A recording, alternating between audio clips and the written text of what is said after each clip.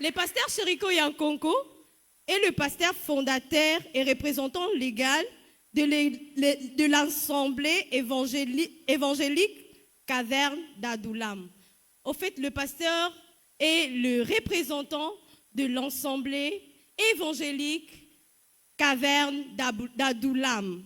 Il est un enseignant de la parole de Dieu, conférencier et coach des églises certifiées par un diplôme international. Son ministère produit le changement de mentalité par les moyens de la parole de Dieu. Alors, avec vos ovations, s'il vous plaît, aidez-moi à faire du bruit pendant que notre conférencier avance avec Nabam. S'il vous plaît, est-ce qu'on peut se tenir debout? S'il vous plaît, tenons-nous debout. On va accueillir notre conférencier. Alors qu'ils sont en train d'avancer, s'il vous plaît, faisons du bruit avec nos mains. Prenez place, madame. Encouragez, s'il vous plaît.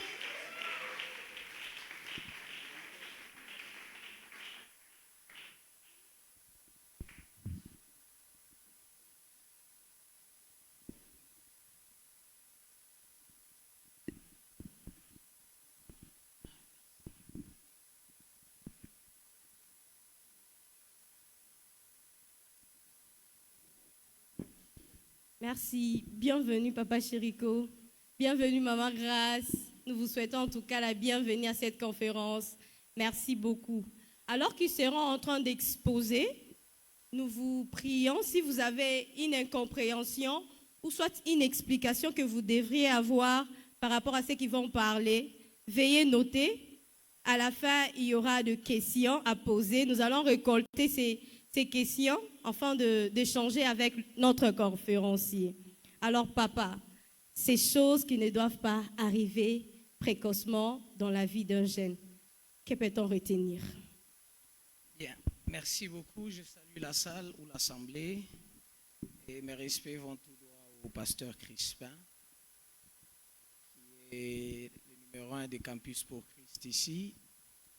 Personnellement, j'ai une très longue histoire avec Campus pour Christ depuis que j'étais étudiant. Alors, ces choses que les jeunes ne doivent pas faire précocement, je préfère donner la parole à Maman Gracia, qui pourra nous introduire avec l'explication de quelques mots-clés qui vont nous permettre de faire bien notre exposé. Comme nous savons, nous sommes étudiants, nous avons été élèves, on sait qu'on ne peut pas aborder un sujet sans avoir expliqué les mots-clés. Et avant de lui céder la parole, je vous dirai que si jamais dans ce que nous disons, il y a quelque chose qui vous préoccupe, prenez note. S'il y a quelque chose dont vous n'êtes pas d'accord, prenez note. Quand le moment des questions viendra, sentez-vous libre de poser votre question. En fait, moi, j'aime, même si tu veux me dire je ne suis pas d'accord avec toi, tu le dis librement dans la conférence, c'est ainsi que ça se passe. Donc, vous serez libre de me contredire, vous serez libre de remettre en cause mes propos et je dois me justifier, donc sentez-vous très libre. Alors, je vais commencer par céder la parole à Madame pour qu'elle puisse nous introduire dans ces très beaux sujets. Merci beaucoup. Merci beaucoup, papa. Nous disons grandement merci à l'équipe organisateur. En tout cas, grand merci. Ça n'a pas été facile, surtout pour moi. Je me rappelle l'autre fois, quand vous êtes venu au bureau, à l'église, disons, je vous ai dit, je ne saurais pas être là. Vu mon emploi du temps, c'est un jour de travail pour moi. Mais le Seigneur a fait grâce. Nous sommes là au-devant de vous. Voilà pourquoi nous vous disons sincèrement merci pour ce moment. Sans plus tarder, nous allons passer à l'ordre du jour.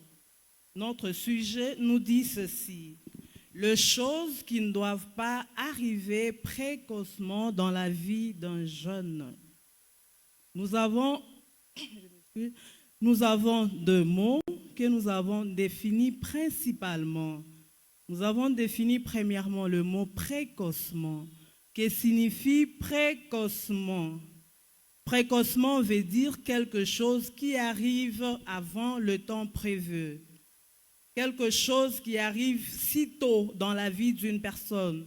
Quelque chose qui arrive dans la vie de la personne avant l'âge prévu. C'est ce qu'on appelle précocement. Je peux prendre l'exemple d'un jeune ou une jeune fille. Au lieu de se retrouver au mariage à 18 ans, c'est peut-être à partir de 13 ans où la personne se retrouve au mariage. Là, nous allons dire que la personne est précocement mariée. Une fille de 15 ans qui se retrouve avec un enfant, là, nous pouvons dire que c'est quelque chose qui est arrivé précocement dans la vie d'un jeune. C'est ce qu'on appelle précocement. Ça veut dire que c'est quelque chose qui arrive avant le temps prévu, avant le moment, avant l'âge normal de la personne. Là, nous allons dire que c'est quelque chose qui est arrivé précocement. On peut prendre aussi l'exemple d'un enfant. L'Union africaine élargit un peu. L'Union africaine appelle jeune toute personne qui nage entre 15 ans et 35 ans. Toute personne qui nage entre 15 ans et 35 ans, là, on peut l'appeler jeune.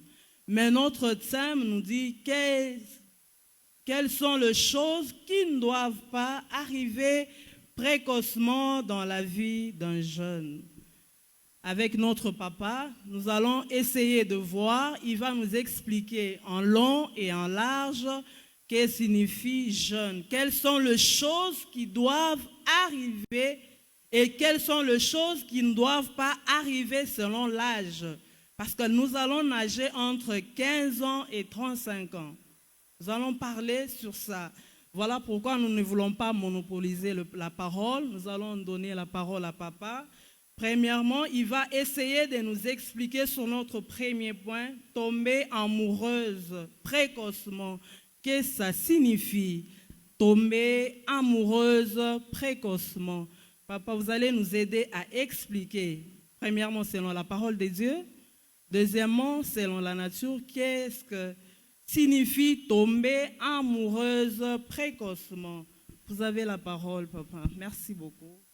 Merci beaucoup. Est-ce que vous pouvez accepter de m'aider à acclamer l'introduction qui a été faite? Je crois qu'on nous a défini ce que veut dire précocement. Ça veut dire quelque chose qui arrive avant le moment prévu. Quelque chose qui se passe dans la vie d'une personne avant l'âge normal. En fin de compte, quelque chose qui se passe tôt dans la vie. Et on nous a dit qu'un jeune, c'est quelqu'un qui nage entre 15 et 24 selon l'ONU, 15 et 35 ans. Selon l'Union africaine. Alors, vous savez, ça n'a pas été facile de trouver les choses. Hein? Il y a beaucoup de choses qui passent dans la tête quand on s'est dit, on parle sur quoi? Alors, nous avons pris 3 points qui pourront nous permettre, à partir de ces 3 points, de nous élargir dans tous les sens. C'est ainsi que nous allons, comme premier point, comme l'a annoncé Maman Gracia ici, tomber amoureuse précocement, qu'est-ce que cela veut dire? Deuxième point, nous allons parler de entrer dans le mariage précocement. Qu'est-ce que cela veut dire? Le troisième point, entrer dans le ministère précocement. Qu'est-ce que cela veut dire? Vous verrez, le premier point va me permettre de toucher à plusieurs points de jeunes. Le deuxième point va me permettre de toucher à ce qui est un problème très sérieux de notre temps. Et le troisième point, comme nous sommes des chrétiens, il est aussi important de savoir qu'est-ce que ça veut dire entrer dans les ministères précocement. Et de là aussi, on peut toucher à la vie professionnelle parce que le ministère pourra me permettre de toucher aussi à la vie professionnelle. Alors, si vous permettez, je vais lire un verset de la Bible. Pour commencer avec le premier point, c'est un des livres que nous lisons difficilement, même dans nos églises. C'est rare que vous entendez ces livres être lus. Je pourrais vous dire que même moi-même, dans mon ministère, c'est un livre que j'utilise très rarement. Et même nous, dans nos églises, c'est un livre qu'on utilise très rarement. Cantique des cantiques. Vous voyez, dès qu'on les cite, vous ne vous rappelez pas la dernière fois que vous avez entendu dans un culte cantique des cantiques. C'est très rare qu'on y touche. Alors, cantique des cantiques au chapitre 2e, le verset 7e. La Bible dit, n'éveillez pas. Je prends d'abord la partie qui m'intéresse. N'éveillez pas, virgule, non, virgule, n'éveillez pas l'amour avant qu'il n'ait le veuille. Dans d'autres versions de la Bible, on dit avant qu'elle n'ait la veuille. Là où il y a là, comprenez, c'est parce qu'on est parti des textes originaux où le mot est féminin. C'est pourquoi dans certaines Bibles, l'amour est supposé comme étant féminin. Et dans d'autres versions de la Bible, c'est le masculin. Donc, que cela ne vous dérange pas. Là, on a utilisé la version féminine de l'amour. Ça veut dire on est parti de la traduction originale. Ici, la Bible nous dit clairement, s'il y a quelque chose qu'il ne faut pas provoquer précocement, c'est l'amour. Je ne sais pas si dans la Bible, il y a des lecteurs de la Bible ici, je ne sais pas si on connaît une autre chose dans la Bible où on nous a dit n'osez pas le réveiller précocement, avec autant d'insistance. Et lorsque vous lisez ce verset, moi j'ai pris la partie de la fin, vous verrez que ce verset commence par parler aux filles de Jérusalem. Plus tard, j'expliquerai qu'est-ce que ça veut dire les filles de Jérusalem. Et vous verrez qu'on fait mention de quelques animaux. Dans ce verset-là, je vais expliquer aussi pourquoi on a fait mention de ces quelques animaux. Alors, qu'est-ce que cela veut dire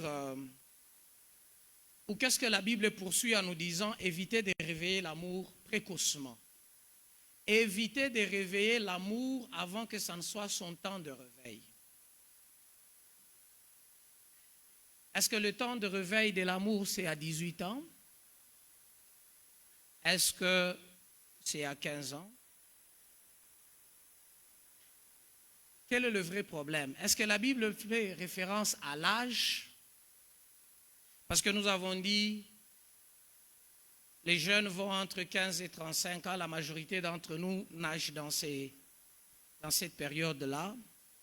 Est-ce qu'un garçon de 25 ans qui tombe amoureux, il est précoce? Je crois que c'est ça les questions qui restent dans nos têtes.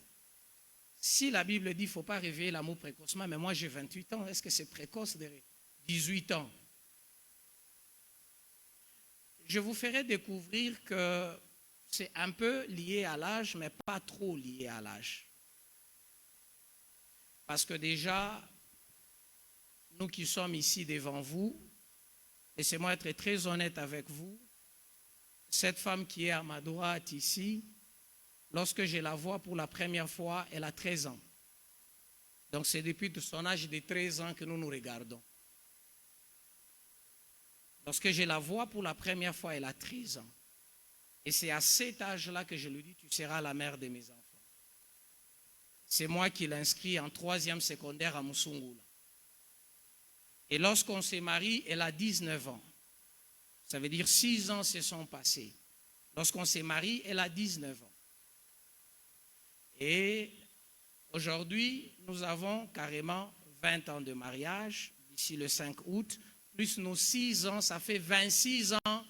Et elle et moi, on se regarde, on s'aime, on se dit je t'aime. Est-ce que c'était précoce? C'est pourquoi j'ai aimé ce sujet. Est-ce que c'était précoce? Parce que c'est à 13 ans. Et je me rappelle, moi et ma femme, la première fois qu'on achète un petit téléphone chez moi, qui est un téléphone de petits boutons, et puis un jour, un garçon du quartier, on ne sait pas comment il a lu le numéro de notre fille, qui est d'ailleurs dans la salle ici, lui écrit un message d'amour. Et ma femme tombe sur ça, je me rappelle de la crise qu'elle avait faite. Et puis elle a grondé, elle a giflé la fille. Et puis quand nous sommes allés dans la chambre, je lui ai dit, alors ta maman était forte, hein? Alors ta maman était forte. Parce que c'est exactement à cet âge-là que nous, on a commencé notre aventure. Donc, allons-y. Vous me permettrez parfois de lire mes phrases et de les expliquer. Alors, l'expression qui dit « ne réveillez pas l'amour avant qu'il ne veuille », avant qu'il le veuille, est-ce que vous écoutez ce que la Bible dit? Ne réveillez pas l'amour avant qu'il le veuille. Le, là, c'est l'amour. Ça veut dire l'amour lui-même doit le vouloir. Quand on dit « ne réveillez pas l'amour avant que lui, l'amour, ne le veuille », ce qu'il faut comprendre, c'est que la Bible vous dit clairement « ne forcez pas l'amour ». Premier élément à comprendre dans ce verset. Ne forcez pas l'amour. Ça veut dire l'amour doit être quelque chose qui se réveille naturellement. Ça ne doit pas être quelque chose que vous forcez à réveiller, mais ça doit être quelque chose qui se réveille naturellement. Je vais l'expliquer. Alors, la Bible nous recommande de ne pas précipiter l'amour ou de provoquer artificiellement l'amour. Les sentiments, il ne faut pas les provoquer artificiellement. Et lorsqu'on parle de l'amour, vous savez, moi j'aime être honnête, hein, même dans mon église, je dis les choses très honnêtement. Je dis que quand on enseigne honnêtement, on peut convertir les gens honnêtement. Parce que vous ne pouvez pas parler de l'amour en excluant les sexes. C'est faux. Vous ne pouvez pas parler de l'amour en excluant le sexe. C'est faux. Le seul amour qui exclut le sexe, c'est l'amour agapao, c'est l'amour philia. L'agapao, c'est l'amour avec tout le monde. Le philia, c'est en famille. Mais le eros, qui est l'amour homme-femme dans le sens homme-femme, le sexe ne peut pas être exclu. Excusez-moi si vous êtes un prédicateur extrémiste, c'est impossible que deux personnes s'aiment sans jamais aborder les sujets sexuels. Impossible, même s'ils sont sains, même s'ils ont les feux qui sortent par les nez. Même si par un seul verbe 80 démons fuient. Quand quelqu'un te dit « j'aime Jackie », mettez-vous en tête qu'il leur arrive de temps en temps de parler des sujets sexuels. C'est impossible. Alors, donc la Bible veut nous faire comprendre que l'amour naturel a son propre rythme qu'il faut respecter. Je me rappelle par exemple lorsque j'ai dit à cette jolie femme ici, à ses 13 ans d'âge, et d'ailleurs c'était 2 jours avant qu'elle n'aille donc elle avait carrément 12 ans, elle devait fêter ses 13 ans. Je lui dis, tu sais que je t'aime et tu seras la mère de mes enfants. La réaction c'était, qui a? Elle a fui. Elle a fui, pourquoi? Parce qu'à cet âge-là, ce que moi je disais n'avait pas son vrai sens dans son cœur. Ça veut dire, chez moi, c'était le temps, mais chez elle, ce n'était pas le temps, parce que moi, j'avais carrément 20 ans. Ouais, moi, j'avais 20 ans, elle avait 13 ans. Moi, je comprenais ce que je disais, mais elle, à cet âge-là, elle ne comprenait pas. Lorsque je lui dis, je t'aime, et tu seras la mère de mes enfants, sa réaction, c'était, elle a fui. Et vous savez quoi?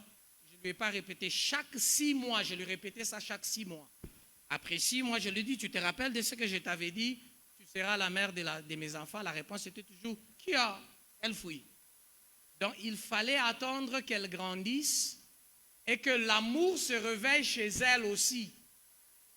Ça veut dire, quand je dis les 6 ans, c'était 6 ans de patience en attendant que chez elle, l'amour se réveille.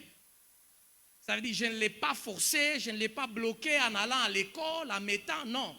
Je venais tout simplement le lui rappeler. Après quelques mois, je viens, je lui rappelle. Tu te rappelles que je t'avais dit? Je m'en vais. Après quelques mois, je reviens. Tu te rappelles? Je m'en vais. Jusqu'à ce qu'à l'âge de 16, 17 ans, elle commence à devenir aussi un peu consciente. 18 ans et 19 ans, elle était très consciente. Et nous, on n'a pas traîné. Elle présente les examens d'État cette semaine, la semaine qui a suivi chez moi. Donc, il faut savoir que l'amour grandit naturellement. C'est un sentiment qu'il faut laisser grandir. C'est ainsi que la Bible nous avertit. Prenant ce verset, nous allons parler sur 3 choses. 3 choses principalement. Et ce sont des erreurs que nous faisons, surtout nous les hommes. Beaucoup d'hommes mettent la pression aux femmes pour les aimer. Les cadeaux, les sorties, parfois même les menaces. Écoutez, lorsque quelqu'un dit oui à ton amour, avant que ça ne soit son temps d'aimer, cet amour cassera. Parce que lorsque son temps d'aimer arrivera, elle cherchera la personne qu'il lui faut. peut-être ça ne sera plus toi. Peut-être ça ne sera plus toi. C'est ainsi que ceux qui aiment les filles, parfois avant leur âge d'aimer, à un moment donné, quand la fille grandit, elle ne te veut pas. Il faut comprendre. Parce que quand elle était naïve, elle ne comprenait pas ce que c'était l'amour. C'est vrai, les cadeaux ont provoqué des sentiments, la passion, le rut. Je ne sais pas si vous comprenez ce qu'on appelle le rut en français. Le rut, c'est une forme de passion, une forme de désir sexuel violent que l'on peut même confondre à l'amour, qui peut pousser quelqu'un même à s'attacher à quelqu'un. Peut-être que, permettez-moi le terme, toute petite, tu lui as fait découvrir le sexe, les embrassements. Elle a pris du goût à ça, les caresses, les sorties. Ce sont ces choses qui font qu'elle s'attache, mais son cœur n'est pas encore prêt à aimer, mais elle a été forcée, elle a cru aimer, elle a accepté, mais quand elle commence à grandir, elle ouvre grandement les yeux, elle comprend que ce n'est pas ça qu'il me faut. Et en ce moment-là, on a l'impression d'une fille qui se rebelle, qui m'a profité, j'ai investi en vain, on va utiliser tous les grands français, ce n'est pas sa faute. C'est la faute de celui qui a voulu forcer les choses. Et il y en a aujourd'hui qui vous forcent même au nom des ministères. Tu sais que moi, Dieu m'utilise, Dieu m'a dit, j'ai rêvé, la bracheta, ma canta la bocha, ibasenta, la dododo. Dieu a dit, c'est toi ma femme, c'est toi ma femme. Sa crainte de Dieu dans cet âge précoce de l'amour peut accepter. Parce qu'elle a vu un homme de Dieu, un prophète. Parfois on dit même si tu refuses, Dieu va te punir. Tu n'auras pas un autre homme. On ne touche pas au oin de Dieu, elle se laisse emballer. Mais quand elle deviendra mature, qu'elle comprendra qu'on n'épouse pas les prophètes, on épouse un homme, elle peut s'en aller. Elle peut s'en aller. Parce que j'ouvre une parenthèse pour vous dire, on n'épouse pas un prophète, on épouse un homme. On n'épouse pas un pasteur, on épouse un homme. Ceux qui ont épousé des pasteurs ont pleuré quand ils ont découvert l'homme. Alors, il y a 3 choses importantes que ce verset veut nous révéler. Première chose, éviter la précocité affective. La précocité affective et sexuelle. Qu'est-ce que cela veut dire? Évitez de brûler les étapes. Ne brûlez pas les étapes. Comme un bébé, l'amour naît un jour, grandit, s'affermit et prend des racines. Donc, évitez la précocité. Évitez de vouloir faire des expériences d'adulte quand vous n'êtes pas encore adulte. Et j'aimerais vous dire qu'être adulte n'est pas un problème d'âge, c'est aussi un problème de raisonnement. Il y a des gens qui ont 40 ans avec un raisonnement de 12 ans. Adulte, ce n'est pas un problème d'âge. Il faut être adulte en âge et il faut être adulte en raisonnement. Ça veut dire quand vous n'êtes pas encore adulte, l'amour n'est pas votre domaine. Il faut être adulte. Peut-être qu'il faut utiliser un autre terme, il faut être mature. Quand on dit mature, c'est qu'il faut être mûr. Donc, la Bible nous avertit de ne pas vous engager dans une relation, vous, ou de ne pas forcer quelqu'un d'entrer en relation avec vous pendant qu'il n'est pas encore mature. Ça peut être des sentiments passionnés. Vous pouvez l'amener à des intimités physiques, embrassements, toucher, coucher, c'est bon. Mais lorsque la personne grandira et deviendra mature, d'ailleurs, laissez-moi vous dire que je suis en train de traiter un problème comme ça actuellement, d'une fille qui a fait 5 ans avec un garçon. Elle a eu même à coucher plusieurs fois, c'est elle qui me raconte. Elle a eu à coucher avec le garçon au moins 2 fois par mois pendant les 5 ans. 2 fois par mois pendant les 5 ans. C'est déjà beaucoup, hein? Mais maintenant, voilà qu'elle se rend compte. Maintenant, je vous dis ça, c'est elle qui me dit dans mon bureau, je me rends compte que cet homme n'est pas le genre d'homme qu'il me faut. Premièrement, il est voyou. Deuxièmement, il ne raisonne pas bien. Et quand je le regarde aujourd'hui, je me dis, si je me mets avec lui pour la vie, je serai foutu. Ça veut dire, avant, c'est le sexe, la passion. Mais maintenant, quand elle atteint l'âge adulte de raisonnement, elle commence à penser à l'avenir. Maintenant, quand elle pense à l'avenir, ce n'est pas l'homme qu'il me faut. Mais quand elle était dans la passion, c'était l'homme parce qu'il me sort, il me fait du bien, il me touche. Donc, c'est pourquoi la Bible dit, attendez que l'amour se réveille. Attendez que vos sentiments atteignent l'âge adulte. Est-ce qu'on est ensemble? L'autre élément qui est très important, c'est quand la Bible dit avant que l'amour ne se réveille elle-même, la Bible vous dit résister à la pression sociale. Résister à la pression sociale. La pression sociale, c'est quoi? C'est que tu as 25 ans. Écoutez, j'ai dit ici qu'en matière d'amour, ce n'est pas un problème d'âge. Hein? Tu as 25 ans. Tu n'es pas encore prêt. Mais tu as vu ton ami est en relation. L'autre ami, ça veut dire que tous tes amis ont des relations, sauf toi, tu t'es dit non, moi je ne peux pas rester en retard. Ça veut dire que ce n'est pas que l'amour c'est son temps. Mais c'est le fait que tu vois autour de toi, il y a même des filles qui se marient pour ça. Ah, on a marié tel, on a marié tel. Et pourquoi pas moi? Moi aussi, on doit me marier. Maintenant, c'est là que vous entendez des verbes qui sortent et qui blessent les hommes ou les femmes. Écoute bébé, je vais te dire la vérité. Je ne ressens rien pour toi ces derniers temps. Tu ne ressens rien, ça veut dire quoi? Et tout ce temps, c'était quoi? Ça veut dire que quelqu'un s'est mis en relation par pression sociale. Quand on parle de la pression sociale, parfois ça peut venir même de la famille. Ça peut être ta propre mère. Tes amis sont déjà devenus des mariés. Toi, tu es toujours là. Donc, la pression sociale peut pas faire croire à quelqu'un qu'il a de l'amour pendant qu'il n'en a pas.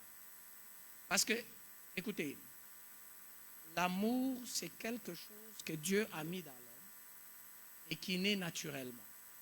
La petite définition de l'amour, c'est quoi? L'amour, c'est un sentiment fort, très intense, agréable, qui vous pousse à vous attacher à quelqu'un pour la vie. J'insiste, pour la vie. L'une des caractéristiques principales de l'amour, c'est l'attachement pour la vie. C'est ainsi que même Dieu, quand il nous aime, il nous veut dans son éternité. Est-ce que vous comprenez? Quand Dieu nous aime, il nous veut pour l'éternité. Vous verrez, lorsque Jonathan aime David, il le veut pour toujours. Vous savez, le vrai amour, même quand la personne meurt, l'attachement à cette personne ne disparaît pas. Parce que l'amour vous attache. L'amour ne vise pas le profit, mais l'amour vise la personne. Donc l'amour ne regarde pas. Si vous me permettez un deuxième exemple. Lorsque moi j'ai baratiné cette dame ici, l'autre fois moi et ma femme on se disait, si un garçon comme moi venait baratiner notre fille, est-ce qu'on peut accepter? Nous-mêmes on a répondu non. Sa maman a dit même sans effet. Parce que moi, je me demande jusqu'à aujourd'hui, qu'est-ce qui avait convaincu cette femme? C'est là que j'ai compris que cette femme m'a beaucoup aimé. Pas seulement beaucoup aimé, mais aimé pour de vrai. Parce que je n'étais rien, je n'avais rien. Si je vous sors seulement une de mes photos, un jour j'ai montré à mes enfants nos anciennes photos. Ma fille regarde sa mère, elle dit, hé maman, toi aussi, qu'est-ce qui t'avait pris? Regardez, et puis elle me regarde, papa, ça c'est toi? Et je n'ai pas fait de commentaires. Elle me dit comme un chien. Ma propre fille me dit comme un chien. Et puis là, je lève maintenant, comme un chien, comme elle me dit, tu es. Mais vous vous imaginez que c'est pour cet homme comme un chien que ma femme ici, on avait même déchiré ses cahiers. On l'a chassé même de la maison. Elle me dit, je ne cède pas. Vous savez pourquoi? Parce que pendant que moi j'étais minable, il y a un homme qui travaillait à la MIBA, dans le central des triages, qui avait une voiture et qui venait aussi pour elle. Sa maman est d'accord, sa famille est d'accord, mais elle refuse. En ce moment-là, moi je suis professeur à l'Arc-en-Ciel, où on me payait 50 000 francs par mois, difficilement payé. Mais cette femme a refusé. Maintenant, elle subit la pression de la famille pour aimer cet homme-là. Et pour lui mettre la pression, on a déchiré tous ses cahiers. Elle est en 6e secondaire. On déchire les cahiers. On la chasse de la maison. Elle est catégorique. Moi, c'est seulement ce type-là. Je me rappelle que moi-même, je suis allé lui dire, pour ton bien, épouse ce monsieur-là et on évite des problèmes. On va commencer à se saluer. Et je me rappelle, ce jour-là, elle se tourne, elle me regarde. Elle me dit, si tu oses encore me répéter cette phrase, je vais te gifler très fort. Sa famille a tout fait, ils ont échoué, on l'a ramené à la maison. Et moi, je suis allé visiter pour maintenant la décourager, elle. J'entre dans la parcelle ce jour-là. accompagné de ma petite sœur. On avait déjà fait une réunion dans sa famille, elle n'était pas au courant. Quand moi j'arrive comme ça, on tombe sur moi, on m'a tabassé. Je vous dis, tabassé sérieusement. Après ça, je me suis levé, je suis parti. Je l'ai laissé en train de pleurer. C'est là que moi aussi j'ai compris que je l'aimais. Je suis allé avec mes douleurs. Au lieu de dormir chez moi, je suis allé dormir à l'église pour prier Dieu. Tu as vu ce qu'on m'a fait. Tu as vu comment on m'a ridiculisé. Et le lendemain, je suis rentré. Vous voyez, ça veut dire l'amour ne regarde pas aux choses. Parfois, quand les gens s'aiment véritablement, eux-mêmes ne savent même pas qu'est-ce qui fait que j'ai. Qu'est-ce qui m'attire même s'il n'y a rien. Au fond, c'est la personne. C'est la personne. C'est pour ça, la pression sociale peut réveiller un amour qui n'existe pas. Peut même vous faire croire que vous avez aimé. Mais en fin de compte, vous découvrirez que vous n'avez pas aimé, mais en réalité, vous avez cédé à la pression sociale. Donc, vous pouvez vous retrouver en couple par pression. Ne laissez même pas l'âge vous faire la pression. Troisième élément, ce verset de la Bible nous amène à la patience, à la prudence. Vous voyez quand le verset, là, si vous avez votre Bible, commence par « fille de Jérusalem ». Ça veut dire l'entourage. Ne vous laissez pas influencer par les filles de Jérusalem. Ne vous laissez pas influencer par vos amis de même âge. On dit « je te jure par la gazelle ». Vous savez, la gazelle, c'est un animal qui ne réfléchit pas pour fuir quand il entend le bruit. Quand quelque chose est suspect, elle s'en va. Ça veut dire, la Bible vous demande même à la prudence. Quand ce qui arrive est une chose que vous ne maîtrisez pas, que vous ne connaissez pas, fouillez d'abord. La gazelle, quand elle entend le bruit, elle fouille d'abord, elle se met là, elle regarde. Et s'il n'y a rien, maintenant, elle se calme. Ça veut dire qu'il faut faire attention avec certaines propositions d'amour qui peuvent vous amener dans une histoire que vous ne saurez pas expliquer. Donc, ça vous demande de la patience, attendre le bon moment psychologique, parce qu'en amour, il y a la psychologie. C'est pourquoi quand vous aimez, vous sentez même votre tête est dépassée. Quand on vous fait un coup que nous appelons goumet, pour dormir, c'est difficile. Parce que l'amour touche à la psychologie. Donc, il faut attendre le bon moment. Il faut attendre l'âge adulte. En termes de, je vais y revenir quand on va parler du mariage, il faut atteindre l'âge adulte. Sur le plan psychologique, sur le plan âge et sur le plan raisonnement pour entrer dans l'amour, parce que je finis cette étape en disant que l'amour, au début, c'est un problème de sentiments, mais après, ça devient un problème de responsabilité. Au début, l'amour, c'est un sentiment. Mais avec le temps, vous comprendrez que l'amour, c'est un problème de responsabilité. Parfois, quand je parle à ma fille, je parle avec elle clairement. Parfois, je dis à ma fille, tu sais, il faut te calmer. Attends. Parce que parfois, elle me pose la question, mais papa, c'est à quel âge que tu vas me laisser libre? Je dis, sois calme. Grandis un peu. Quand tu trouveras quelqu'un, tu l'amèneras. Il deviendra mon ami. Je te jure que je ne vais pas m'opposer, mais là, grandis un peu. Mais j'aime lui répéter toujours une phrase. L'amour, ce n'est pas un problème de bisous. L'amour, c'est un problème de responsabilité. Tu vois, moi et ta maman, là, on ne se fait pas bisous du matin au soir. Non. Il y a un moment, tu vas être responsable. Tu vois ta maman, là, nous sommes ensemble. Il y a des moments, elle passe devant moi, ça ne me dit rien. Elle passe devant moi comme ça ne me dit rien. C'est comme si quelqu'un ne voit rien. Parfois, je suis même dans ma Bible. Elle est en train de me parler, je suis dans ma Bible. Mais si elle avait osé faire la même chose dans les fiançailles, j'allais sauter sur elle. Aujourd'hui, parfois, elle arrive, quand elle parle, je suis... Mais papa, oui. Et puis, je lève les yeux, on parle comme si de rien n'était, parce que quand on est responsable, le sentiment ne devient pas une priorité. Donc, il y a un temps où vous comprendrez que dans l'amour, c'est plus la responsabilité que le sentiment. Voilà un peu ce que je voulais dire sur l'amour précoce, mais en tirant, peut-être, vous avez vu, j'ai beaucoup aimé cet exercice qu'on a fait ici. Vous verrez qu'on ne sait pas trouver les versets de la Bible dans la Bible parce qu'on est habitué au téléphone. C'est que le téléphone aussi fait beaucoup de choses. Il y a beaucoup de gens qui se sont retrouvés dans des relations par influence des réseaux sociaux. Pas parce que c'était le temps. Parce que ce qu'on voit nous influence. Il y a beaucoup de gens, même ce qu'ils déclarent, ce n'est pas de l'amour. C'est juste des phrases mémorisées. Bébé, chouchou. Il a mémorisé, il a envie aussi de les dire à quelqu'un. Il entend tellement de jolies choses sur les réseaux sociaux, il cherche aussi quelqu'un avec qui il peut vivre ça. Il a aussi besoin quand même de dire à quelqu'un, attends, il y a une belle phrase, et puis il écrit vraiment à quelqu'un, mais chouchou, on mougou quand? Vous voyez? Parce qu'elle entend ça. Mais comment moi je ne peux pas avoir aussi quelqu'un avec qui j'ai dit on mougou?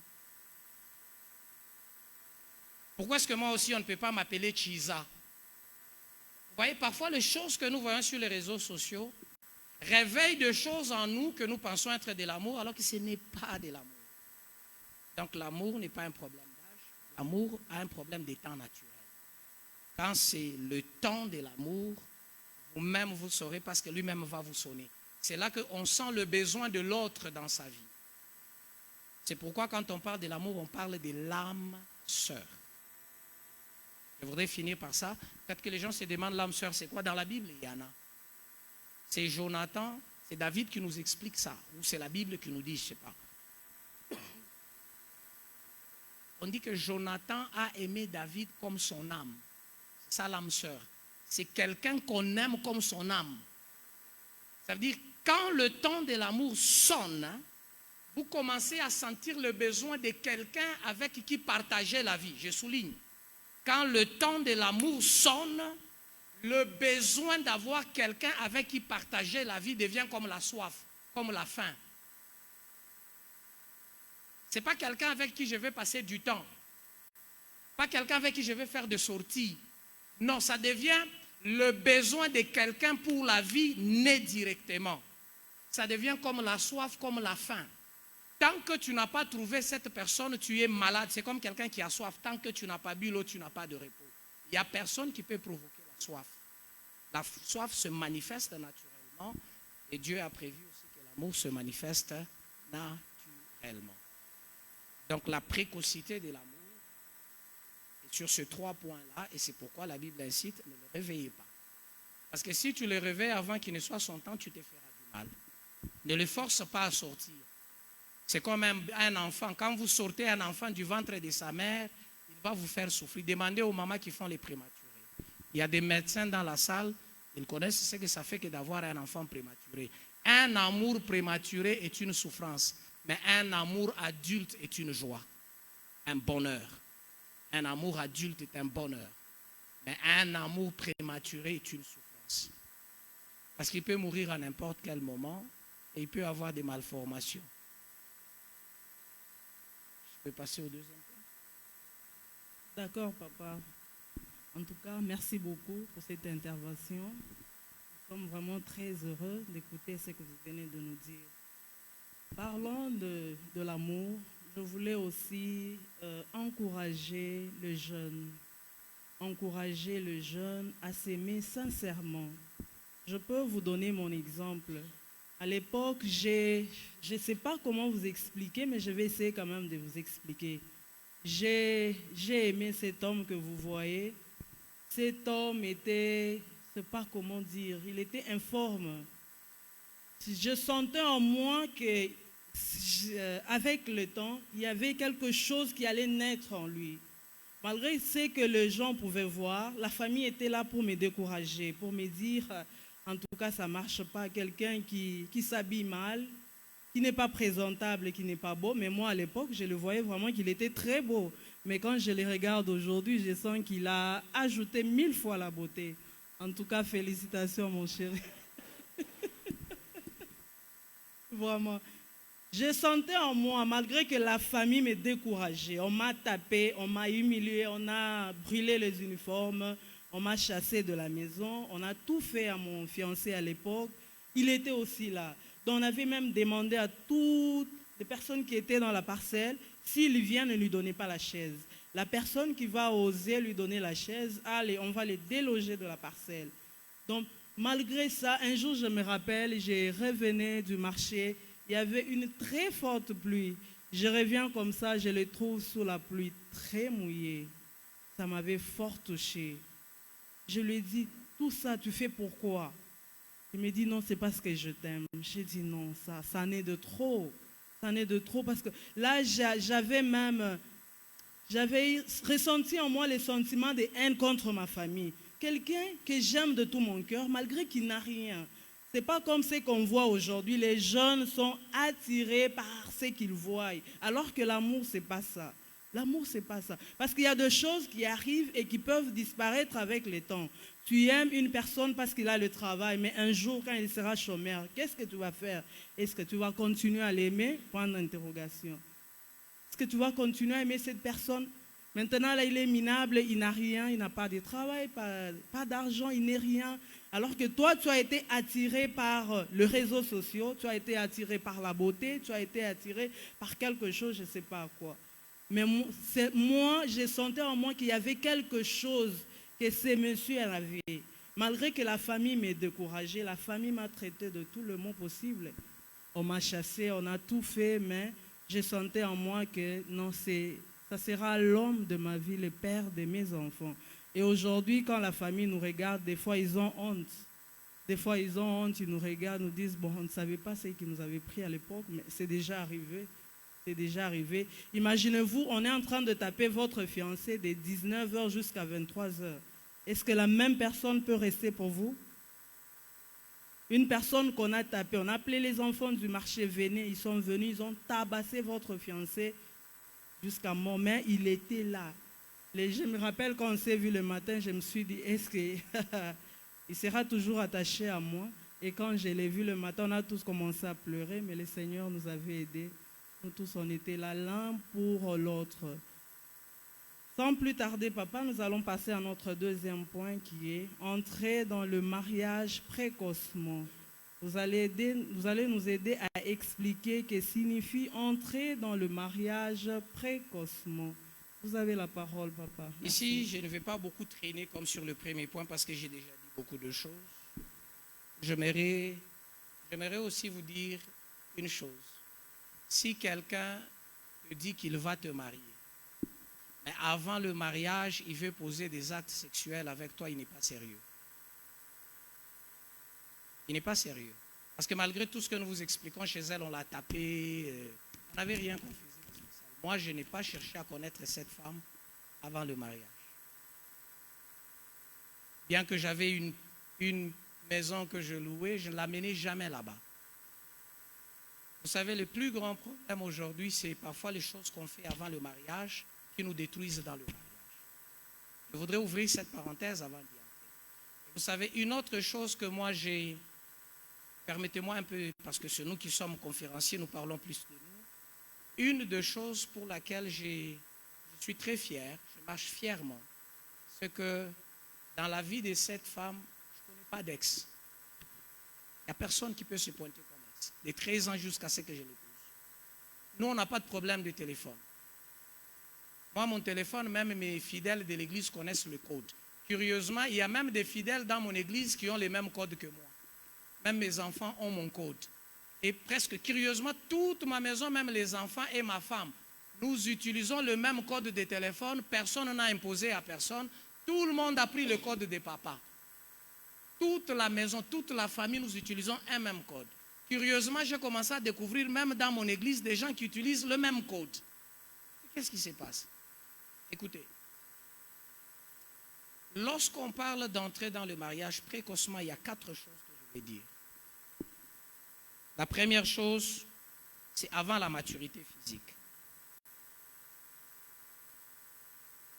Je vais prendre la Bible. On parle de Jésus. Il y a un verset de la Bible, c'est dans Luc. Luc, le chapitre 2, le verset 52. Permettez-moi de massacrer ce verset, de le sortir de son contexte pour l'adapter à nous. Je vais faire une adaptation, une déduction que les exégètes rigoureux ne m'en veulent pas. Ce verset parle de 3 choses de Jésus quant à la croissance. C'est que Jésus croissait, Jésus grandissait. Et Jésus n'a pas fait certaines choses avant de grandir, humainement parlant. C'est pourquoi Jésus, il apparaît à 12 ans et puis il disparaît. Pourquoi? Parce que déjà à 12 ans, Jésus épatait les gens. Quand il parlait, les gens se regardaient et se disaient, mais qu'est-ce qu'il y a ici? Vous savez, chez nous, quand quelqu'un épate les gens, il devient directement ministre. Mais Jésus, à cet âge-là, il entre là où il y a les docteurs de la loi, il les épate et puis il disparaît. 18 ans de disparition. Et pendant ce temps, il grandissait. La Bible dit que Jésus croissait en stature. En stature. C'est qu'à 12 ans, il n'avait pas la stature qu'il fallait. Bien qu'ayant l'onction, tout, mais il n'avait pas l'âge physique. Il n'avait pas l'âge physique. Écoutez, je vais prendre, quand vous allez en grec, le mot qui a été utilisé pour parler de la croissance, le mot grec qui a été utilisé, c'est elikia. Lorsqu'on parle de elikia, on parle carrément de la grandeur corporelle et de la maturité de l'âge. Le mot là qui est utilisé dans le texte grec pour parler de la stature. Grandir en stature, c'est qu'on parle du corps physique et on parle de l'âge. C'est ainsi qu'à 12 ans, il n'avait pas l'âge qu'il fallait. Et dans le mariage aussi, c'est comme ça. Il y a l'âge qu'il faut. C'est ainsi qu'on vous dit, avant 18 ans, on ne peut pas entrer dans le mariage. Parce que sur le plan physique, vous n'êtes pas encore prêt. Beaucoup de gens pensent que dès qu'on a, surtout chez les femmes, excusez, les hommes n'ont pas beaucoup ce problème-là. Surtout chez les femmes, dès qu'on a vu ces règles, on se prend des gens pour femmes. Alors qu'une fille peut avoir ses règles à 12-13 ans. C'est pas encore une femme. Parce qu'il y a encore une croissance hormonale, il y a beaucoup de choses qui doivent encore grandir. Ce n'est pas parce qu'on a les seins, on a des bassins, directement on est femme, non. Il faut atteindre 18 ans au moins pour être marié. C'est qu'avant 18 ans, nous sommes dans les précoces. Les hommes, on n'en souffre pas parce que c'est rare de trouver un homme de 15 ans qui veut se marier. Un homme de 16 ans qui veut se marier, on n'en a presque pas. La deuxième des choses qui est très importante ici, je pars encore de la Bible pour venir. Écoutez, Dieu veut faire quelque chose de très important. Il a besoin d'un partenaire. Je vous rappelle que le mariage, c'est un partenariat. C'est un partenariat. Un partenariat pour la vie. Parce que quand on parle de mariage, dans sa définition, du mot latin où vient mariage, ça signifie unir. Quand on parle de mariage, ça veut dire unir. Mélanger. Ça veut dire quand il n'y a pas mélange, il n'y a pas mariage. Mariage, ce n'est pas deux personnes qui vont vivre dans une même maison. Mariage, ce n'est pas deux personnes qui vont dans les lits et qui font des enfants. Mariage, ce n'est pas un homme avec une dot à donner et une fille à prendre. Lorsque vous allez dans les études, prenez vos dictionnaires, tout ce que vous voulez. Aujourd'hui, le monde nous a facilité. Maritare, unir, mélanger. Je vais donner un exemple. D'ailleurs, ça tombe bien, je suis en train de faire un séminaire sur le mariage quelque part. Je donne un exemple. J'ai une bouteille d'eau. Et ça, c'est un sachet de Cobel. Imaginez-vous, c'est un sachet de Cobel. Ça, c'est une bouteille d'eau. Si je mets devant vous, je vous pose la question, qu'est-ce que vous voyez? Vous allez me répondre comment? Le Cobel et de l'eau, ça veut dire le lait et de l'eau. J'ouvre ça. Je mets ici. Et puis, je fais comme ça. Madame? Et puis maintenant, je fais, qu'est-ce que tu vois? Non, j'ai mis déjà le Cobel là-dedans. Et puis, je fais comme ça. C'est le... Mais pourquoi tu ne dis pas l'eau et le lait? Quand c'était séparé, c'était le lait et l'eau. Mais quand j'ai mis ici, et puis je fais comme ça, on a appelé quoi? Le lait. Ça veut dire uni, mélangé, ça change totalement. Et le mariage, c'est ça. On parle de mariage lorsqu'il y a deux personnes capables de s'unir et de se mélanger. Est-ce qu'on est ensemble? Si les deux personnes ne peuvent pas s'unir et se mélanger, ce n'est pas un mariage. Appelez ça comme vous voulez. Ce n'est pas un mariage. C'est ainsi, lorsque Dieu cherche un partenaire, Dieu a besoin de quelqu'un à qui il doit se mélanger. Regardez même la Bible. On dit que Jésus est en nous et nous sommes en lui. Dis-moi, qui est dans l'autre? Est-ce que vous pouvez dire que l'eau est dans la bouteille et la bouteille est dans l'eau? Mais quand on parle de Jésus, Jésus dit, vous êtes à moi et je suis en... Dis-moi comment il s'arrive à faire ça. C'est ça le mariage. Le mariage, c'est cette unité mélangée. Mais maintenant, regardez, quand Dieu a besoin de quelqu'un pour aller en Égypte, Dieu pointe Moïse. Il dit, Moïse, j'ai besoin de toi. Nous sommes dans Exode 3. J'ai besoin de toi. Je veux aller avec toi, je vais être avec toi, je vais te rendre puissant, Dieu, tout ce qu'il veut là. Ici, c'est Dieu qui baratine Moïse. Ils sont au niveau de ce baratine. Ils ne sont pas encore partenaires. Même Dieu nous baratine. C'est ça, les évangélistes, l'évangélisation, c'est Dieu qui baratine. Maintenant, écoutez, ce que nous ne faisons pas. Moïse nous pose les bases que nous pouvons appeler les bases de mariage. Moïse veut savoir qui tu es. Je vais aller avec toi où? Je ne te connais pas. C'est vrai que mes parents m'ont parlé de toi, mais moi personnellement, je ne te connais pas. Qui es-tu pour que je marche avec toi? Amos 3.3 dit, dans une des versions de la Bible, 2 personnes ne peuvent pas faire même route s'ils ne se connaissent pas. Une autre version dit, s'ils ne consentissent pas. Moïse pose la question de tu es qui? Il fallait que Dieu s'explique qui il est. Moïse avait besoin de connaître Dieu avant de marcher avec lui. Bien-aimé, se marier précocement, c'est entrer dans le mariage avec quelqu'un que tu ne connais pas. Personnellement, ce n'est pas mon ami m'a parlé de lui. Faites attention d'épouser quelqu'un parce que quelqu'un t'a parlé de lui. Il faut le connaître personnellement. Il y a beaucoup de gens qui parlent, non, le pasteur m'a dit, tu vas pleurer, hein? Moi qui vous dis ici, c'est triste ce que je vais vous dire. J'ai tiré une leçon de ma vie. J'ai failli perdre une fille spirituelle que j'aime beaucoup, qui m'aime beaucoup, qui a grandi à mes pieds, 16 ans après, qui est dans l'un des pays des Amériques. J'ai failli perdre cet enfant. Ma femme m'a vu tomber malade, même pleurer la nuit. Écoutez, une maman que moi j'encadrais et qui me faisait sérieusement confiance me dit, j'ai mon fils en Afrique du Sud qui doit se marier. Et la maman me dit, parce qu'à l'époque, moi je suis encore le frère Chériko à Néhémie. Parce qu'à Néhémie, je n'étais que frère, je n'avais pas eu cette grâce d'être diacre ou ancien ou quoi que ce soit. Mais Dieu m'avait fait grâce, Dieu m'utilisait tellement puissamment et dans les conseils, qu'à moi seul, j'encadrais plus de 200 filles. Je peux même dire toutes les filles de l'église. Et de nature, moi, les filles et les femmes me font sérieusement confiance. Et que Dieu bénisse ma femme qui ne pique pas des crises de jalousie. Parce qu'autour de moi, il n'y a que beaucoup de filles. Si vous prenez mon téléphone, c'est 1000 filles, 2 garçons.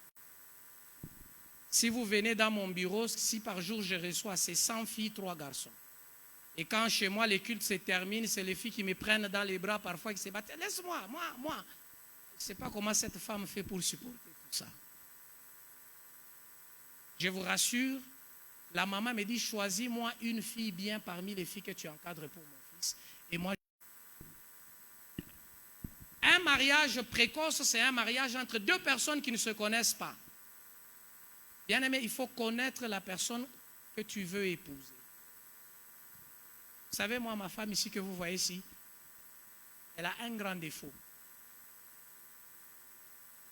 Je connaissais ces défauts-là. Le plus grand défaut de ma femme, elle n'aime pas être envoyée. Et ce défaut est né du fait que dans sa famille, sa maman avait beaucoup de gens qui travaillaient. Donc, elle était habituée à envoyer les gens. Maintenant, elle se retrouve, elle, qu'on doit l'envoyer. Et je connaissais ça. Et même quand je l'épousais, je savais que ça sera notre problème. Elle, quand je l'envoie, maman, donne-moi, elle va se lever. 2e fois, elle te dit, va toi-même. Vous voyez? Mais comme je connais ça, ça ne me dérange pas. Mais avec le temps, cette nature a disparu davantage et davantage. Mais de temps en temps, ça revient. De temps en temps. Il y a des jours où tu lui dis, maman, elle te dit, hé, papa. Pas non. Il y a même des moments, ma fille se lève, elle dit, papa, je vais aller au marché. Elle dit, prends ton papa. Je dis, c'est une fille, dit, prends ton papa, partez avec ton papa. Je dis à ma fille, viens, on parle, laisse ta maman, viens, on parle. Vous voyez? Ça dit, quand vous vous connaissez, vous n'avez pas de problème. Et si vous épousez quelqu'un que vous ne connaissez pas, vous allez pleurer. Un mariage précoce, c'est un mariage entre deux personnes qui ne se connaissent pas. Ou on épouse quelqu'un sur base des témoignages des gens. Prends les témoignages des gens et vérifie-les. Deuxième élément, c'est la conviction. N'épousez pas quelqu'un sans conviction, vous allez pleurer. Une conviction personnelle. Avant d'être convaincu personnellement, n'est-ce pas, la Bible dit que ce qui n'est pas fruit d'une conviction est quoi? Un péché.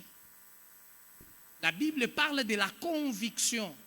Lorsque vous épousez quelqu'un sans avoir une conviction personnelle, le projet de divorce va naître avec le temps. Le temps manque.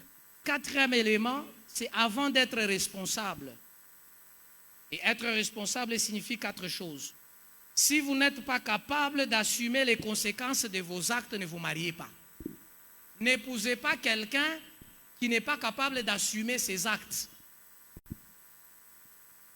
N'épousez pas quelqu'un qui n'est pas capable d'assumer ses actes. Quand il y a un problème, il fuit, c'est pas moi, je ne connais pas, je ne sais pas. C'est une grosse erreur. Deuxièmement, ne cherchez pas à vous marier avant d'être capable de prendre soin de soi ou de répondre à ses propres obligations.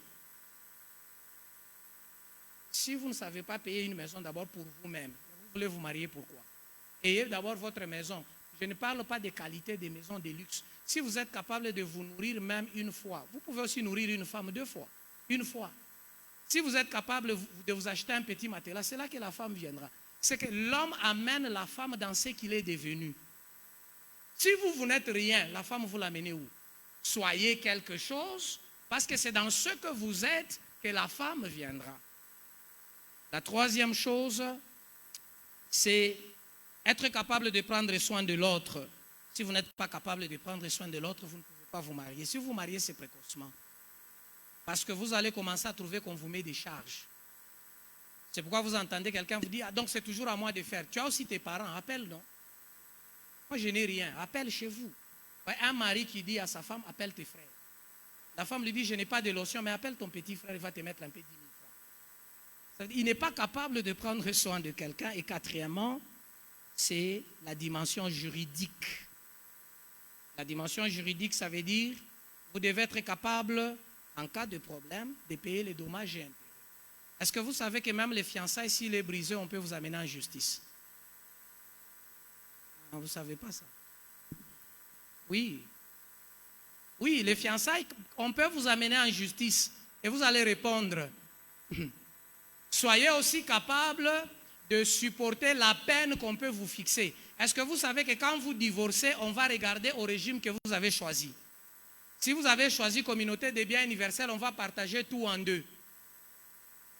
S'il n'y a pas de régime, c'est que vous n'êtes pas marié. Vous êtes marié comment? Parce qu'on se marie selon régime. Et rapidement, maman, sans vouloir te donner la parole, je pars. Entrer dans les ministères précocement, j'ai dit 3 choses. Le temps est avancé. Qu'est-ce que ça veut dire entrer dans le ministère précocement? 1, c'est entrer par influence de ce que l'on voit chez les autres. Aujourd'hui, il y a des gens qui, tous les garçons avec qui nous étions à l'intercession sont devenus des bergers. Seulement moi. Lui aussi, il crée un ministère dans les quartiers. Yesu Azali, Awa. Envoyé, feu. Oh, mais tous les gens de mon âge sont dans les prophétiques. Seulement moi. Ah, lui aussi, il commence. Pendant que je parle, je suis en train de voir. Vous voyez? Ça dit, ce n'est pas la convoitise, ce n'est pas Dieu qui t'appelle. Attends l'appel de Dieu. On n'entre pas dans le ministère parce qu'on a vu les gens faire.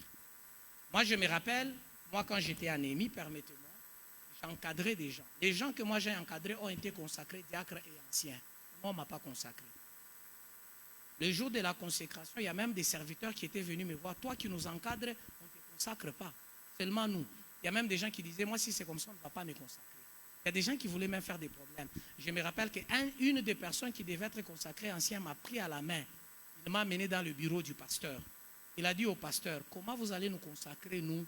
Mais le frère Chérico, ici, vous refusez de le consacrer. Je me rappelle, mon pasteur avait son stylo, il écrivait, et puis il dépose. Il ne répond pas à lui, celui qui parlait, mais regarde-moi. Il me dit, ce n'est pas ton temps. Si tu es fâché, tu peux quitter l'église. Ce n'est pas ton temps. Et puis, deuxième chose, il me dit, rappelle-toi que Dieu avait dit à Élie, j'ai mes 7000 quelque part. Et mon pasteur me dit, tu es parmi les 7000 que je me réserve. Eux, je les ai consacrés dans cette église. Mais le jour que je te consacrerai, toi, ça ne sera pas pour cette église que tu vois. Et même moi, je ne connais pas les temps et les circonstances. Mais si tu n'es pas d'accord avec moi, tu peux quitter l'église. Moi, je suis rentré dans les chaises. Vous voyez? Donc, n'entrez pas dans le ministère parce qu'autour de vous, il y a des gens qui deviennent des ministres. Même ce petit qui était à la chorale devient pasteur. Même moi qui prêche déjà, le temps de commencer un ministère, ce n'est pas ce que les autres deviennent, c'est Dieu. Deuxième chose, entrer dans les ministères précocement, c'est avant d'avoir la connaissance nécessaire. Parce que dans le ministère, sans avoir la connaissance qu'il faut et sans connaître les exigences du ministère, tu vas mourir.